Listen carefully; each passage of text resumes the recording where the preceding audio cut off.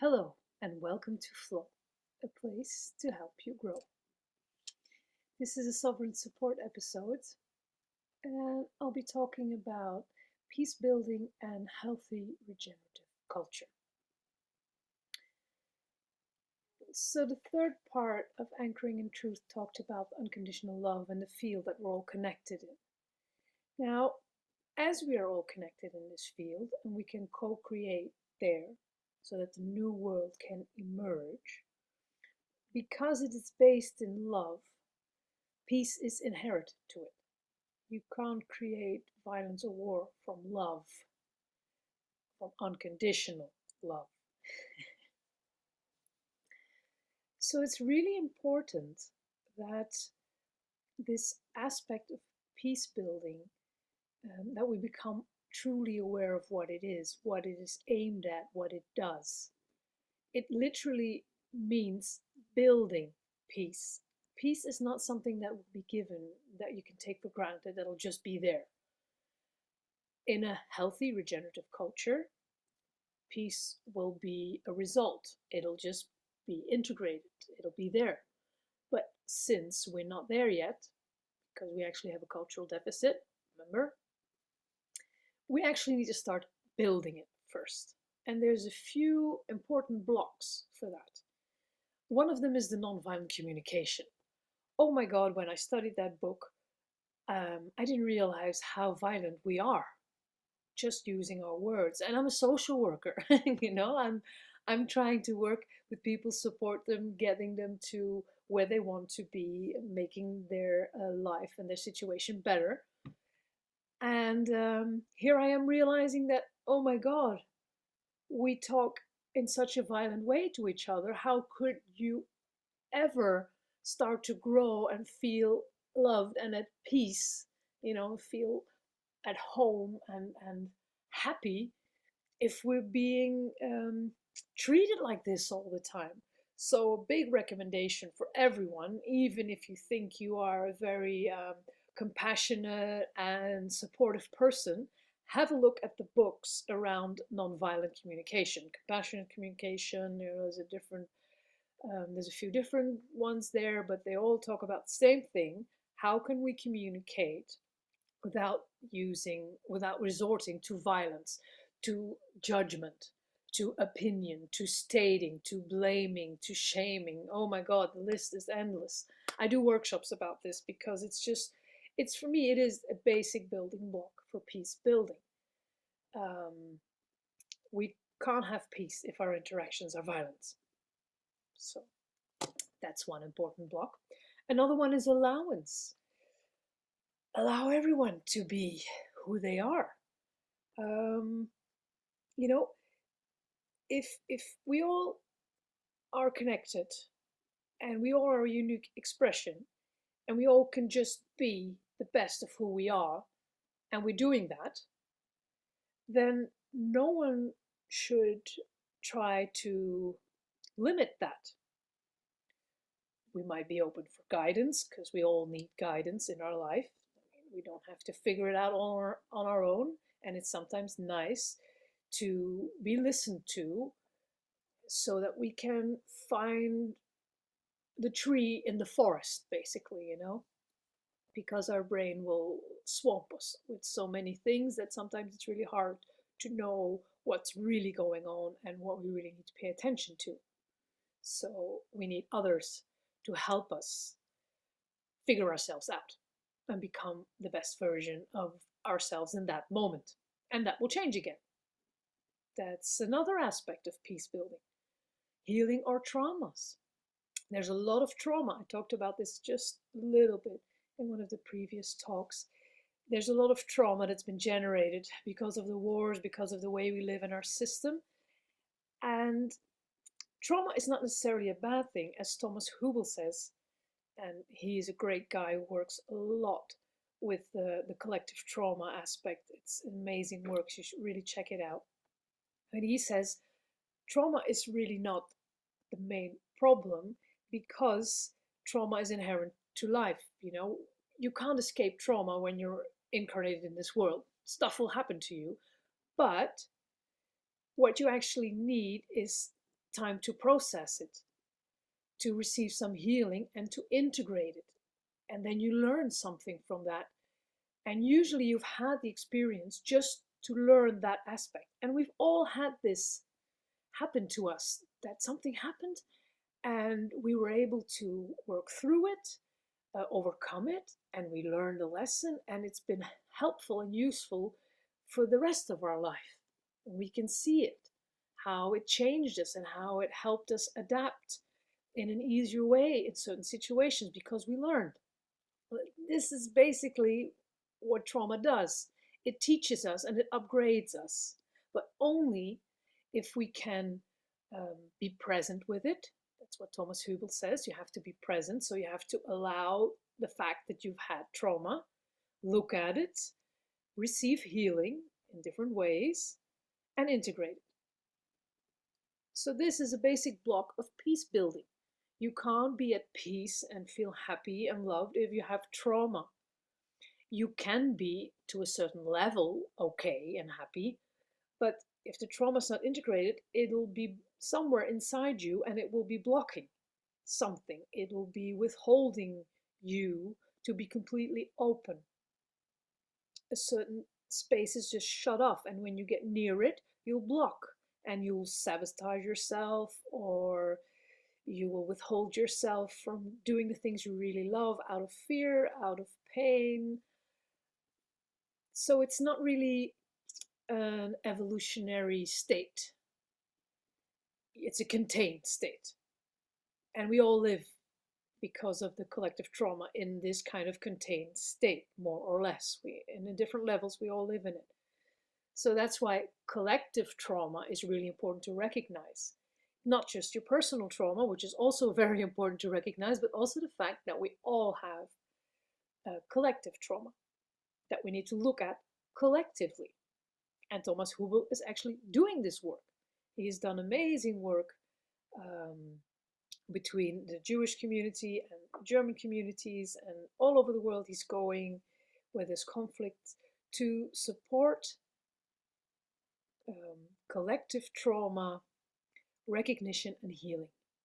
It's beautiful work, and it's a big part if we want to be able to reach world peace, because I'm not just talking about peace in your town or in your family or in your context. I'm really talking about a world in peace. And then if you look at the world, it's like, oh, there's a lot of work. Yes, there is a lot of work. But remember I was talking about the field?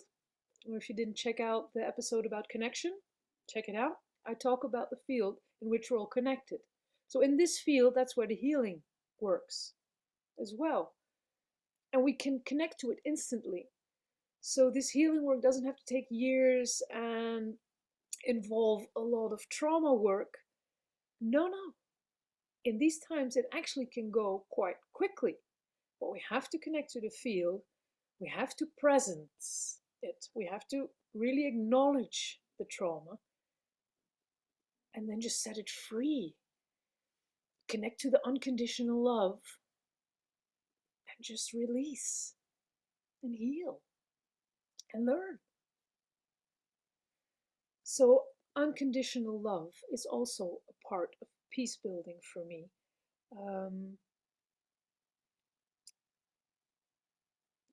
Just allowing yourself to be the best version of who you are, and allowing everyone else to try and do the same thing. We need a different culture for that. We need a culture for that, because otherwise it's never going to happen. And in this culture, in this system, it's very hard to really be who you are, and it's almost impossible to not get judged upon it. You're judged constantly, even and mainly by yourself, but also by others and by the system. So yeah. So that's the second part I wanted to talk about, is a regenerative culture that is healthy. So okay, I'm gonna quickly peek. In a healthy culture that is regenerative, we experience this connection. And this connection is based in an unconditional love. But to experience connection, to experience trust and joy and beauty and love, that is what a culture should support, you know? And it provides ways for us to promote and achieve health, healing, and well being. How does it do that? Using the blocks of peace building and supporting us each as individuals so that each from your sovereign being can contribute to the community and the culture to help it thrive, to make it even a more beautiful place, a more abundant place. One of the characteristics of unconditional love is that it is expansive. It will always want more of itself. Like it will drive you to create more of it because it brings you joy, it brings you happiness, and also to other people, and you see that, and it drives them to bring more from their passion, and it drives you to continue bringing from what you feel is what you want to contribute, what you want to do, what makes you happy. See, so it drives itself, and in that way it is expansive. So that's why it's a regenerative culture. It regenerates itself. If it's healthy, if it's regenerative, it it keeps itself going. Because when children are born into this culture, they're being held and supported. They're being seen. They're being looked at. They're being allowed to make their own mistakes, to explore. They're being observed. They're being like observed in a way like, so what are they good in? What do they like? Where are their talents? And then you try and support them in that. And then again, it will change as they grow older. I mean, I've changed a few times already in my life what I'm doing. I just keep following a certain flow. I don't really think it makes sense to do one thing for your whole life unless you're truly completely into it, of course. Then, you're just doing it from love. But in our system, we're being raised to fit into one job, and the aim is to keep that job, maybe evolve in the job, to get more money, not necessarily to do something that you like more.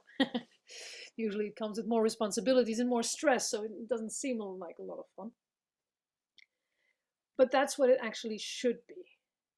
You should be able to change yourself and evolve yourself into more fun. Because that way you will feel happy and healthy, and you will be creative. If you're depressed and if you feel like you're choking, you're not going to be very creative. It's certainly not in a positive way. So that's not very regenerative, and it certainly isn't very healthy.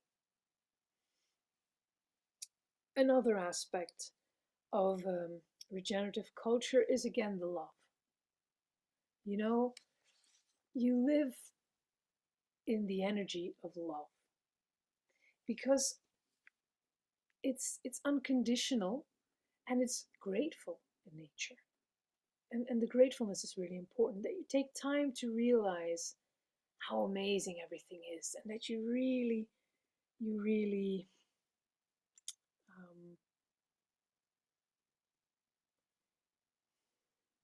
appreciate the small things. And they're usually for free. Like the fact that the sun rises every day, you're grateful for that. Or that it rains. You can be annoyed about it, and you can still be grateful that it rains.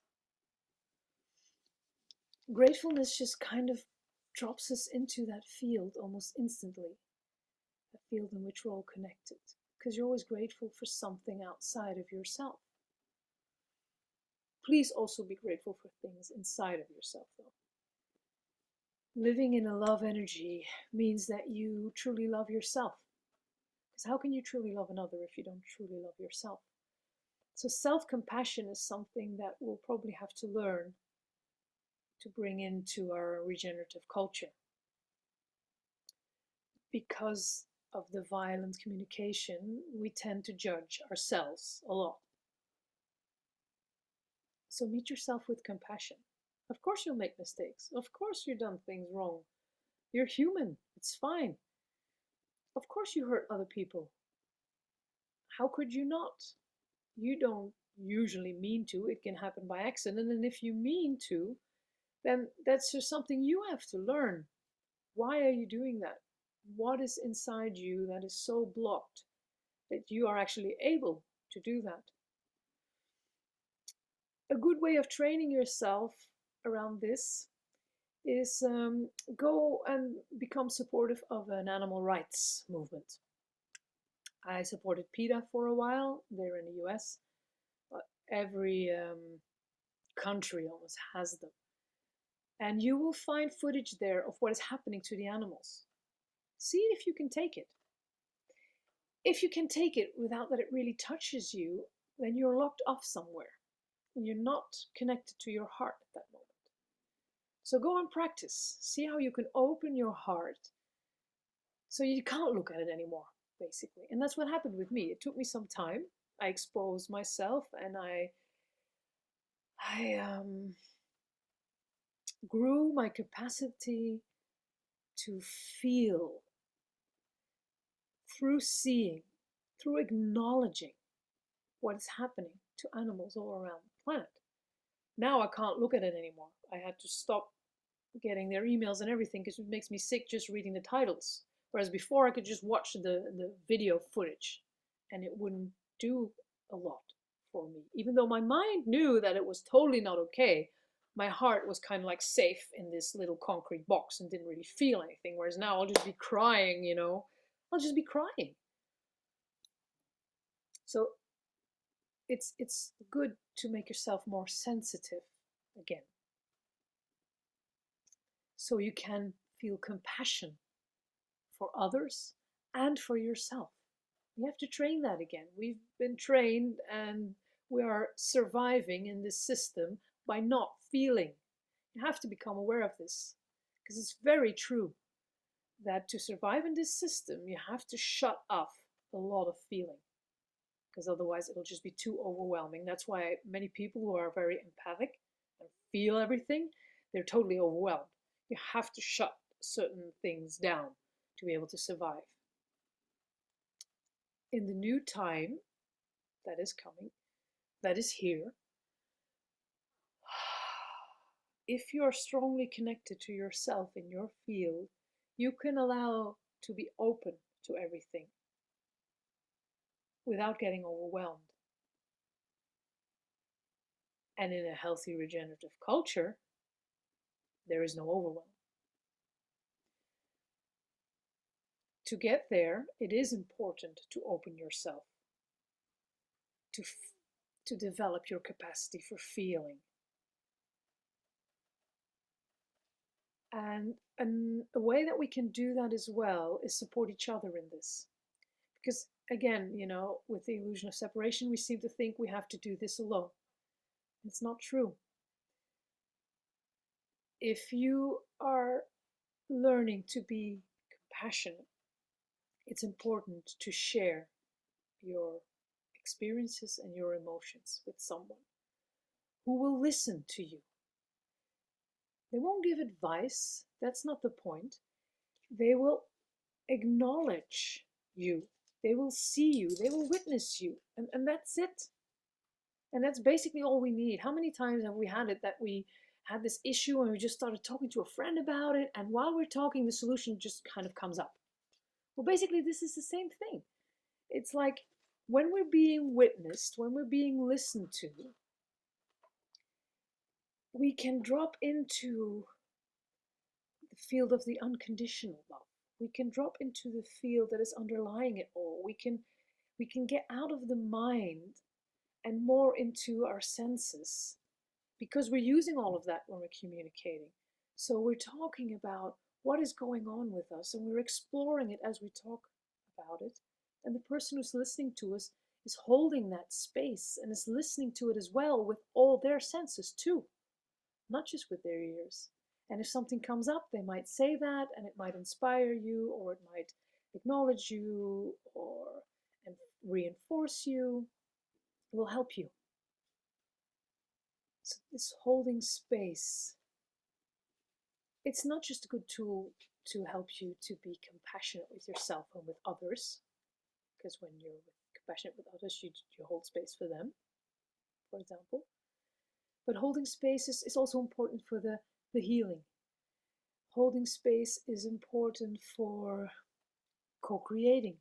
Holding space is important when your children are upset and there's nothing you can do about it except just be there. That's holding space. It's the hand on the shoulder. It's the tissue for your tears. It's that. It's no more than that. So if you can connect to that energy, that is what I mean in a way with unconditional love. You don't judge, there's no mind, you're just together there, and you're holding space.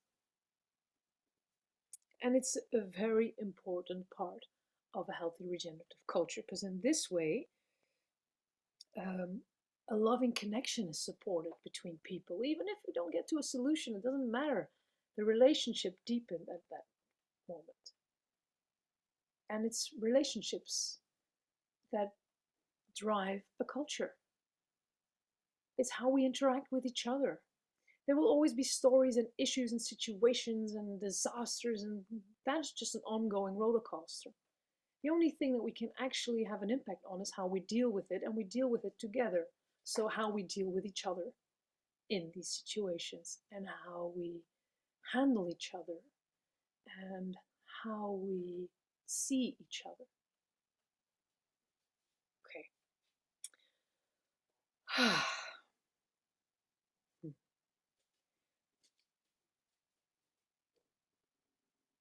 If we allow each of us to be exactly who we are, and if we own that and embrace that,